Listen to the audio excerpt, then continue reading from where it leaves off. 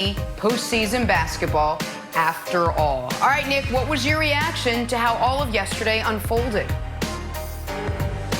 Well, listen, first and foremost, selfishly, I'm very glad the NBA is going to resume the season. And that is nothing to set apart from what they are working towards and what hopefully a critical mass of our country is working towards in making our nation a little more fair and a little more just. But speaking for myself, and I think for a lot of people, one of the few pieces of enjoyment I've gotten in 2020 is watching professional basketball, particularly the playoffs. And we were concerned for months we weren't going to get the playoffs, and then to have them, and then to potentially have them removed, it would have just been another gut punch in a year that's been full of them. And Brandon, I'll say that's for me, but also for the players. I do think, and they're very smart people. Michelle Roberts, Chris Paul, LeBron James, everybody in leadership positions knows this, but I don't know if the audience does. If they had walked, the repercussions of that could have been felt for years. It would have voided the CBA, that owners would have almost assuredly locked the players out. We all of a sudden, we could be in a position where we weren't just not getting this year's playoffs, we might have been in a position where we weren't getting next year's season. And so while I understand what the players are fighting for, it would have been such a drastic step, and I don't want to call it impulsive, but they would have had to make it so quickly in just a matter of hours from we're playing to we're not playing, that I think it's best for the league, the players, and the fans, obviously, Brandon, that the games are coming back. Yeah, Nick, I'm right there with you. I was relieved when the news broke that the NBA was going to return to play. But for your first point, Nick, I mean, 2020 is hard for everyone. It doesn't matter if you're this big real estate man or woman, powerful person in business that can travel the world and do so many things. Well, you can't now. You can't travel. You can't go to your favorite restaurants. Like, if I'm being just brutally honest, life sucks for everyone in 2020. And basketball, sports, entertainment has always been a place to escape. So I was relieved there because we need some place to go. And then I think about this. This is not their job. It is their responsibility to do well with their platform, but it's not their job. There are people, men and women, who get paid to do the things that they're doing now. So I don't like this whole narrative and this whole approach now that, it's the athlete's job, the NFL player, the WNBA player, the NBA player's job. Yep. Correct. That's not right. This is I want them to get back to doing what they love, right? So selfishly, yes, we need that escape, but get back to doing what you love. And then I also thought about this yesterday because one of my ex-teammates, Brian Urlacher, tweeted or sent out an Instagram post giving his comments on the current state of our country and what's going on around police brutality. I found myself going down this rabbit hole for the very first time. A lot of people won't believe this, but I've never, ever followed any blogs or any type of headlines or any comments that was just negative driven.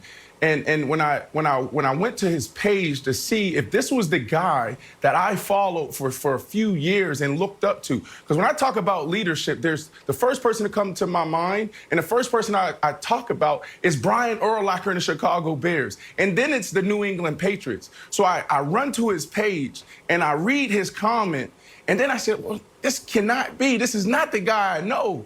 So I go down to the comment section and I want to say, who is entertaining this? And there was this one guy, I had no clue who he was. I click on his page, he had a little blue check. And then I'm following this guy and I'm reading his things. And something disturbing happened for me. I saw literally neighbors, people that live next door to me, liking some of these negative driven posts talking about arm yourselves, kill people. And I'm seeing my ex-teammates like these things. And I'm like, wow, I've never needed to be validated before when it came to this because I live it. I experience it every day, all the time since I was a little boy. So I never needed to follow anyone, to hear from anyone to tell me that these things that are happening is true. So for me, this was the very first time that I was actually able to see that I'm living with people, doing life with people that feels differently about that way me. about you. That feel that don't value you the way you should be valued.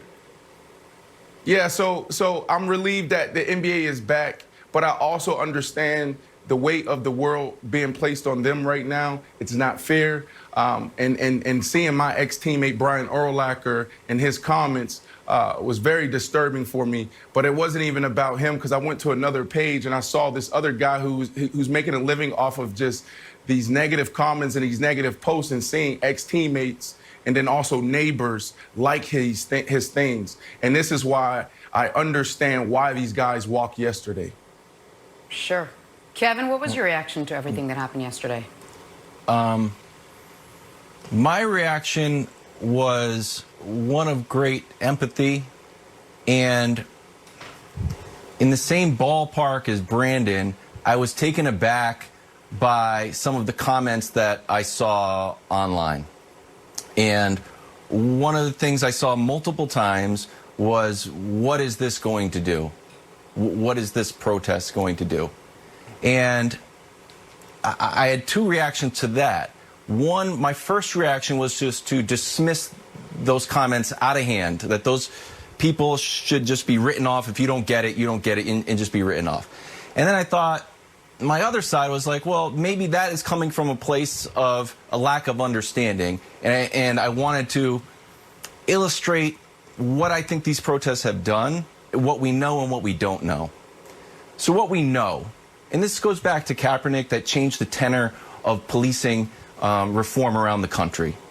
And this is just, and there's countless, this is from American Progress, and there's lots, but I'm just going to illustrate a few to make my point. Sacramento City Council approved an inspector general to investigate police misconduct. Washington, D.C. passed legislation, bans the hiring of officers with a history of misconduct. New York City launched a database to track discipline cases. Utah's governor put a ban on chokeholds. Olympia, Washington now dispatches crisis responders to nonviolent situations. So if anyone says, I don't know if any of those things happen without a change in attitude in the country, that of course is built on the backs of Bill Russell and Muhammad Ali, but most recently Colin Kaepernick. So I think those are things that we know, that we can point to, that if you're in the comment section, these are real things that are happening, and that's why these protests matter. The other part of this is a little bit more of a creative thinking exercise. And you're not going to hear anything like this in any other sports show. And it's going to be a little bit weird, but I trust you. Trust me, if you get through this next 2-minute story, Nick, and I'll use you as a barometer, I think it will help put the protests in a historical sense. Because right now, I said yesterday that these protests, we're making history, but we're right there. We're 24 hours later. We're too close to it. We don't know what it is. And Stephen Johnson wrote a great book. It's called How We Got to Now. And he has this chapter on clean. And this is you got to follow me here. Chapter on clean describes a cholera outbreak in London. And a guy named Jon Snow, not Jon Snow from Game of Thrones, just a guy named Jon Snow. Everybody thought it was in the air.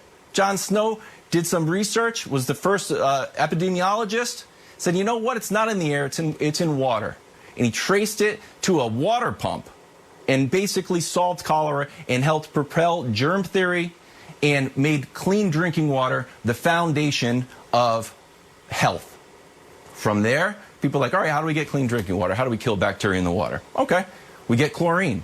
Once you got chlorine, you know what you can get? Swimming pools.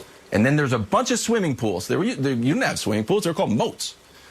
We get a bunch of swimming pools. There's a drought in California. And get Tony Hawk's walking by and said, oh, that swimming pool's drained because there's a drought. I'm going to skateboard in it. So